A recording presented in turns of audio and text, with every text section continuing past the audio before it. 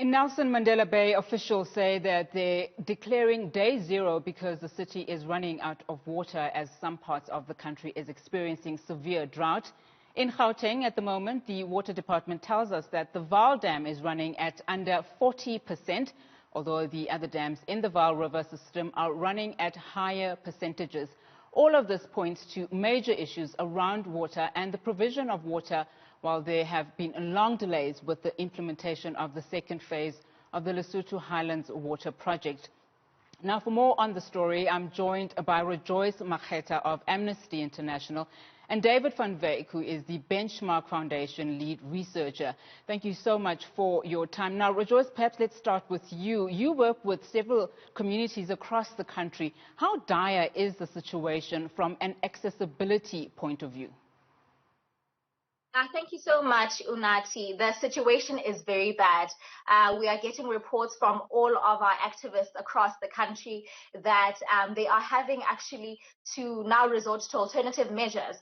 There are people in the country, there are some of our activists that have reported that sometimes they open the tap and water is not running out, and they have to now travel kilometers to different communities to get access to water. And that also puts them at risk of, being exposed to crime, actually, because there have been reports around people going, especially children, going to different communities, going to find water, but because of the nature of the communities that we live in, then they're not safe and the children get exposed to violent crimes. So the situation is very bad. In other municipalities around Gauteng and in the Sedibeng region, we have had our activists report that there have been taps that were leaking for months on end. And when they contact the municipality to get some assistance on that, there is no help that comes in that end. So it really is bad. And we really have noted that this is a problem.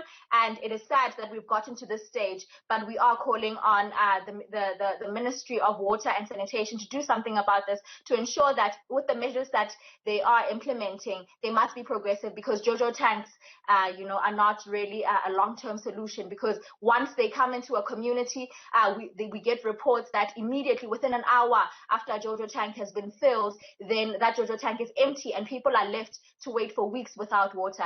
And that really is problematic.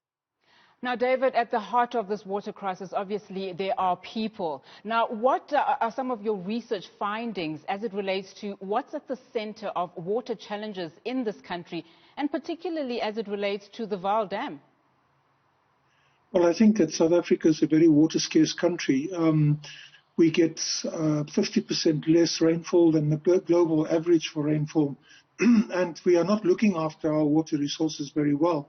We have sewage spills into the water sources. We have heavy metals from mining and industrial agriculture, lots of nitrates and phosphates spilling into our river systems and so on, making surface water in this country, and very often also borehole water and well water, undrinkable, in fact. To the point where we now import water from Lesotho, from the Highlands Project, instead of using our own water. Johannesburg has water equivalent to Lake Kariba in aquifers and so on below the city, but a lot of that water has been polluted by mining. And water is going to become far more important than the mineral resources of this country in the future. Water will become more valuable than gold in effect. And we really need to look after the water. We really need to clean up the environment from which we extract the water from.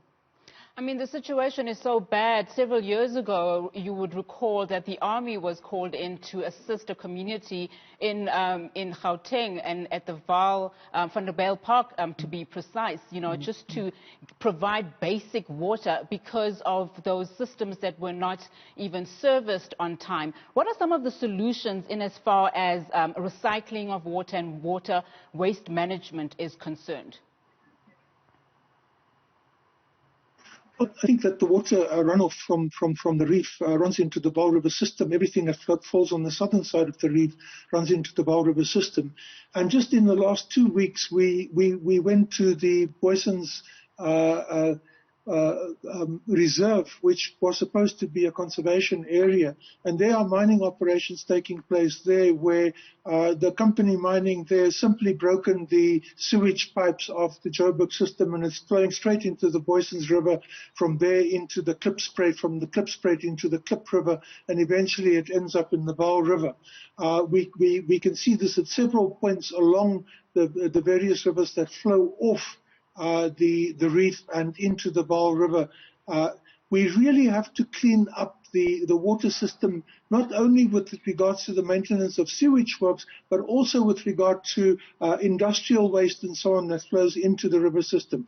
We have to have a water affairs department that is prepared to regulate and control what happens to our rivers and also to our water systems. We can't just have a government that is in office, but it's not prepared to govern.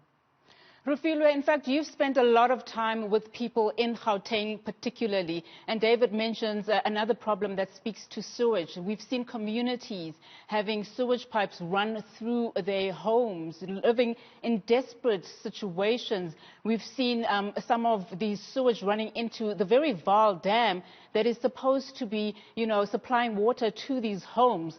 What has the municipality in the area said? The municipality has not said anything about the issue. Sewage is really one problem that is really huge in the Vaal Triangle. Almost everywhere that you go, there is sewage coming out. And that is problematic because, like I said, our activists go and they report to the municipality, but nothing really gets done. The municipality takes time to respond to these kind of things, and residents really are just left to come up with solutions themselves. So yeah, we need them to actually be better in terms of how they're implementing or actually managing these kind of things, because residents are really the people that suffer ultimately at the end of the day. It's not people that are in these positions of power, because if you look at the situation, most of these municipal officials don't live in the township areas where these problems are very prevalent. So it is a really big problem. Are municipalities rejoice? Do you think municipalities are ill prepared, ill equipped to handle this matter, or do you think there's something bigger at play? And how are you engaging the ministry? So with the Turn on the Tap campaign that we have been running, we are calling on the ministry to be transparent. We acknowledge the work that was done at the beginning of the lockdown when JoJo tanks were being delivered. We acknowledge that, but we need long-term solutions. We want them to be accountable, to the residents that they are representing. And we've been calling on Minister Lindiwe Sisulu to also be progressive in terms of the solutions that they are implementing, to make sure that it's not just JoJo tanks. They need to be long-term kind of solutions around infrastructure, because we found that the challenge really is the maintenance of infrastructure. That really is problematic. And it really is about them taking ownership and doing something to address this issue, to make sure that all residents have access to safe and reliable water that is consistent.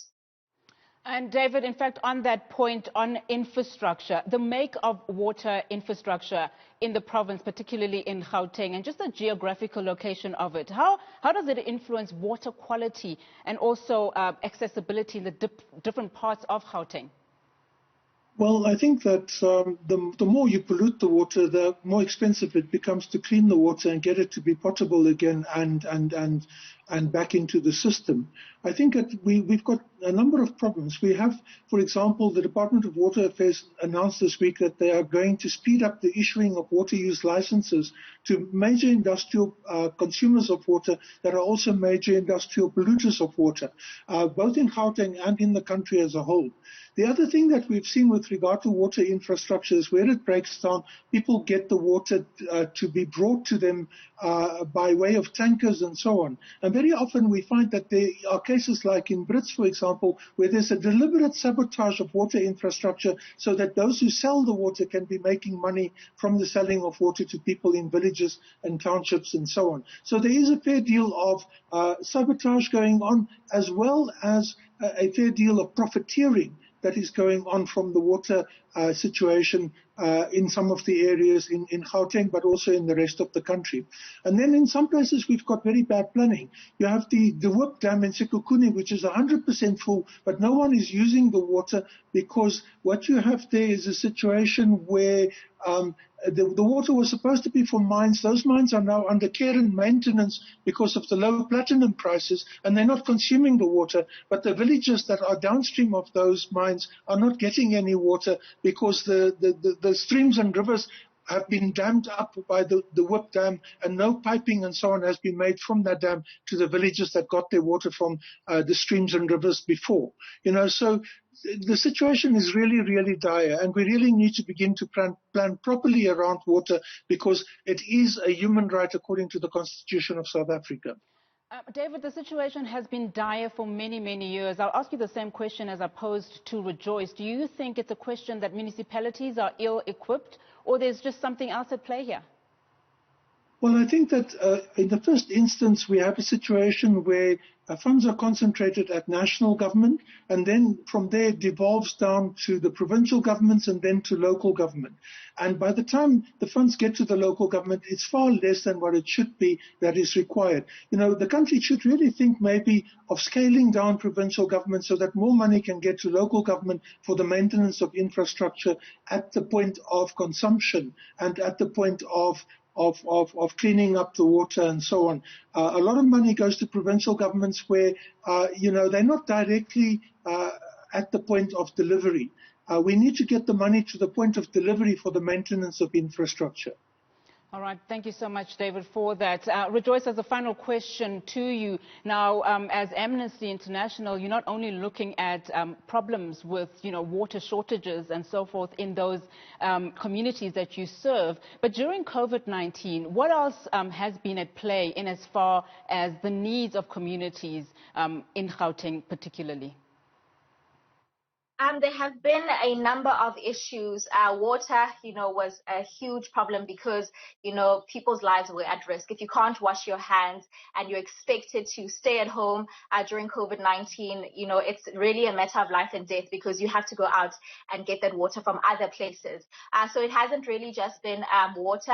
We found that gender-based violence was really, a problem as well, where, with the stats that came out, and the president's also referring to it in the speech when he announced, the move to level 1. Gender-based violence really has been a problem that we found that, a lot of families are dealing with. So, apart from that, unemployment really has been a huge issue where a lot of people had to lose, their jobs because of, the nature of the virus that we were dealing with. So there are a number of issues that were at play that forced people to stay at home and think of alternative ways to keep themselves busy during that time. So fortunately, we were working with our activists that kept us informed about what the situation is on the ground. And we continue as a human rights organization to monitor the situation, and we will continue to hold our government accountable through the research and advocacy that we're doing, as well as through our campaigns that we are running.